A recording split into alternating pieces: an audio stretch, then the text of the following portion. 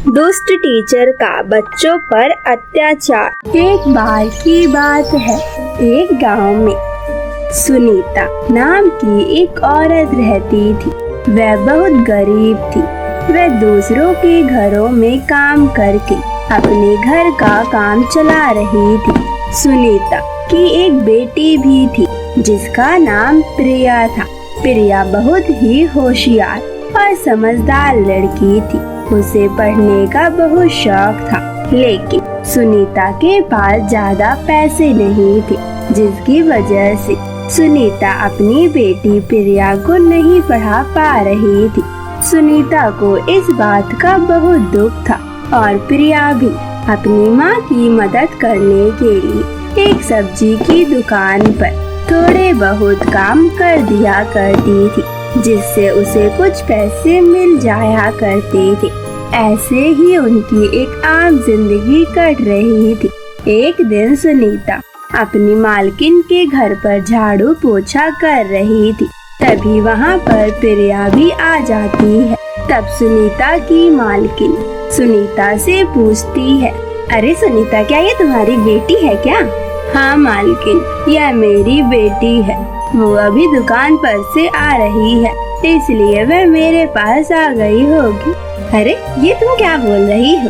अभी तो इसकी पढ़ने लिखने की उम्र है, तो तुम इसे कौन सा काम करवाती हो? अभी तो ये 15 साल की भी नहीं है। अगर किसी को पता चल गया तो तुम्हें ही जेल होगी। मालकिन, मैं क्या कर सकती हूँ, हम गरीब हैं। मैं अपनी बेटी को पढ़ा भी नहीं सकती हूँ। इसमें मेरी क्या गलती है? अगर ये काम नहीं करेगी और मैं काम नहीं करूँगी तो हमें तो भूखे ही रहना पड़ेगा। 2 टाइम की रोटी के लिए हम दोनों को ही काम करना पड़ता है। इसी से हमारा गुजारा चल रहा है।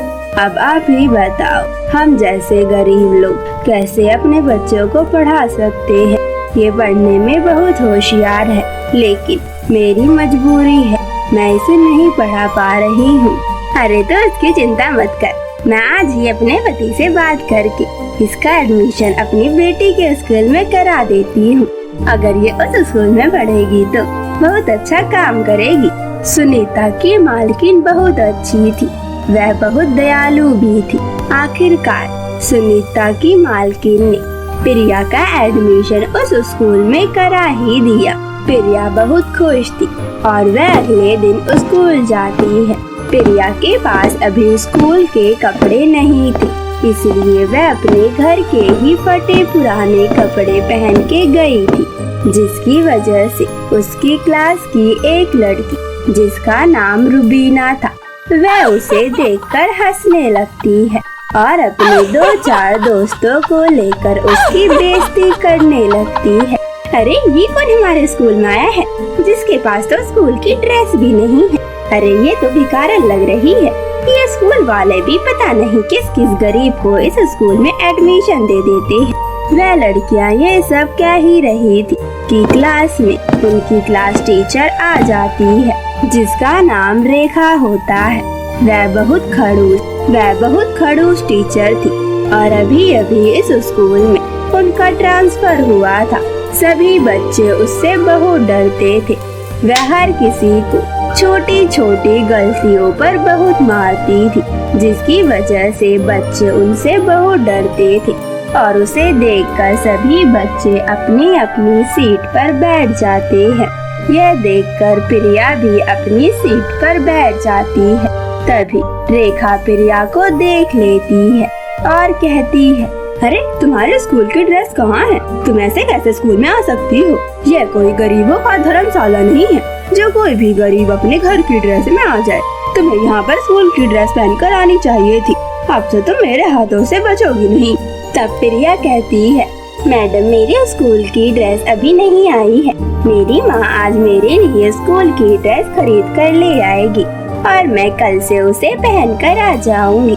लेकिन रेखा उसकी एक नहीं सुनती और प्रिया को खूब मारती है। प्रिया आज पहले दिन ही पिट जाती है। रेखा उसे क्लास के बाहर भी खड़ा कर देती है। रेखा का पहला दिन बहुत ही बुरा होता है और वह रोते हुए घर चली जाती है और घर जाके अपनी माँ को सारी बात बताती है, जिसे सुनकर सुनीता को बहुत दुख होता है। लेकिन वह अपनी बेटी के लिए स्कूल के कपड़े खरीद देती है, पर सुनीता के पास जूते खरीदने के पैसे नहीं होते हैं, जिसकी वजह से अगले दिन प्रिया बिना जूतों के स्कूल जाती है। यह देखकर रेखा को और गुस्सा आ जाता है और वह अपने डंडे से उसकी खूब पिटाई करती है। तभी कुछ बच्चे हंसने लगते हैं। रेखा यह देखकर और गुस्सा हो जाती है और पूरे क्लास के बच्चों को खूब मारती है। सभी बच्चे रोने लगते हैं, लेकिन तभी रेखा कहती है, अगर तुम में से किसी ने भी अपने घर पर ये सारी बातें कहने की कोशिश करी तो मैं तुम लोगों को स्कूल के पेपर में फेल कर दूंगी। फिर तुम इसी क्लास में बैठे रहना, इसलिए चुपचाप अपने घर जाना और कुछ भी अपने माता पिता से मत कहना, नहीं तो तुम लोग बचोगे नहीं मेरे हाथों से।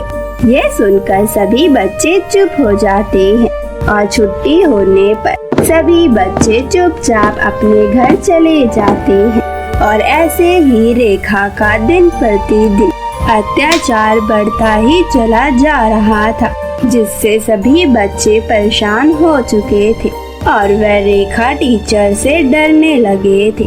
प्रिया ने थोड़ी हिम्मत जुटाई और उसने रेखा टीचर को पकड़वाने की सोची, ताकि सभी बच्चे अच्छे से पढ़ सके और उनका भविष्य सुधर सके। रेखा टीचर उन्हें बिल्कुल भी नहीं पढ़ाती थी, जिसकी वजह से किसी भी बच्चे के अच्छे मार्क्स नहीं आ रहे थे। यह सब सोचकर प्रिया अपने घर जाती है और अपनी माँ को सारी बात बता देती है। अगले दिन सुनीता स्कूल में जाती है और प्रिंसिपल को सारी बात बता देती है।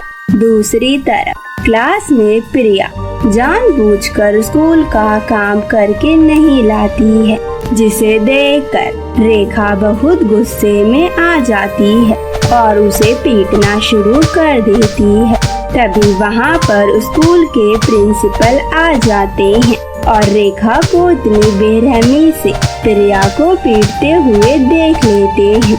तभी वह कहते हैं, रेखा तुम इतनी बेरहमी से बच्चों को क्यों मार रही हो? आखिर उसने होमवर्क ही तो नहीं किया है। इतनी बेरहमी से तुम्हें नहीं मारना चाहिए। वह सभी बच्चे हैं और मुझे सब कुछ पता चल गया है। तुमने इन बच्चों को परेशान करके रख रखा है। तुम इन बच्चों को बहुत मारती हो और इन बच्चों को फेल होने की धमकी देती हो। अब तुम इस स्कूल में नहीं रहोगी। तुम्हें इस स्कूल में मैं नहीं रखूंगा और इस स्कूल से निकाल दूंगा और आज के बाद तुम किसी भी स्कूल में नहीं पढ़ा सकोगी। तुम जैसी टीचर होना तो ना के बराबर ही है। अगर तुम जैसी टीचर हो तो बच्चों का भविष्य ही खराब हो जाएगा। अब तुम इस स्कूल से निकल जाओ, नहीं तो मैं ही तुम्हें पीटना शुरू कर दूंगा। यह सुनकर रेखा वहाँ से चुपचाप निकल जाती है। प्रिया के क्लास के सभी बच्चे समझ जाते हैं कि यह सब प्रिया ने अपनी होशियारी से किया है। सभी बच्चे प्रिया को धन्यवाद करते हैं और स्कूल का प्रिंसिपल भी प्रिया को शाबाशी देता है। उस दिन से सभी क्लास के बच्चे प्रिया के बहुत अच्छे दोस्त बन जाते हैं और उस दिन के बाद से प्रिया के गरीबी का मजाक कोई नहीं बनाता, बल्कि सब उसकी मदद करते और प्रिया भी सबकी पढ़ाई में मदद करती और सभी बच्चे मिलजुल कर